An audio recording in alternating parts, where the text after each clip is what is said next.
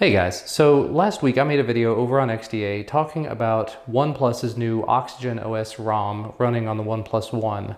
And I wanted to take a couple of minutes just to talk about some of the issues that I've had with it here over on my channel. So as I said, I've been running this as my daily driver for the last week or so, and I at first thought everything was great, and then I stumbled upon a couple of issues.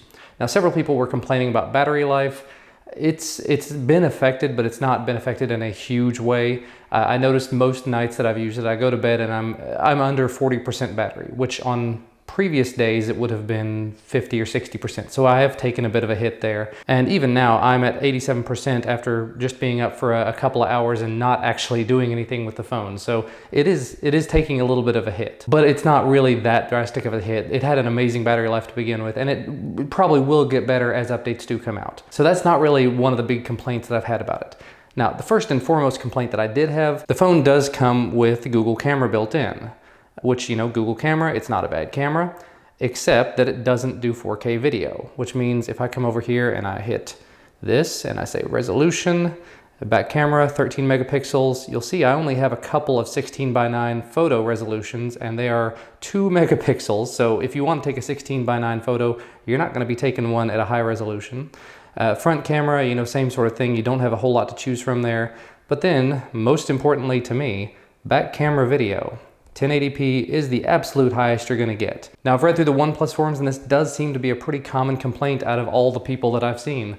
They've looked for other ways, they've tried different apps, they've tried all sorts of different suggestions, and unfortunately those two 4K modes that you used to get on CM11S, it's just not available yet. The other big problem that I had with the camera, and I don't think this is a problem with Google Camera because I've tested my Nexus 9 running Lollipop and it hasn't had this problem. Did you hear that? You might not have heard it. Every time you take a photo, it makes that sound, and I can't turn it off.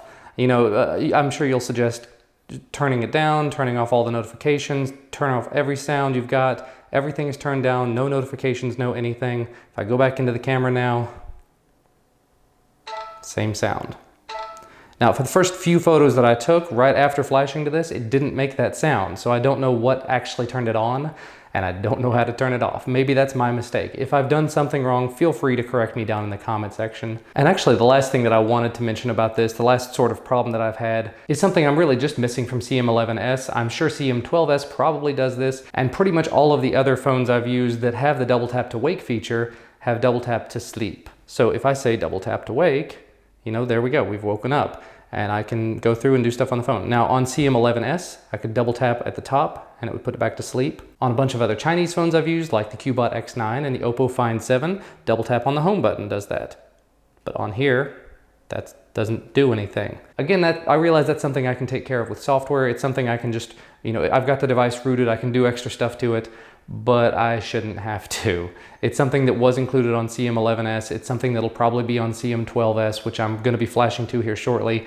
And it's just a little bit of a gripe of mine that it doesn't do it out of the box. Because if you are able to turn it on just by tapping the screen, you ought to be able to tap the screen somewhere and turn it back off. That's the way it's been since the LG G2 and before that, I'm sure, and it's the way I really think it ought to be. So just a little bit of a bummer. Realistically, that's only a small handful of problems. It's not anything that keep most people from trying out this ROM on their device. So if you have not tried it out already, you might be interested in doing it. However, if you're still on CM11S, you're probably going to be seeing an OTA to CM12S starting any time now.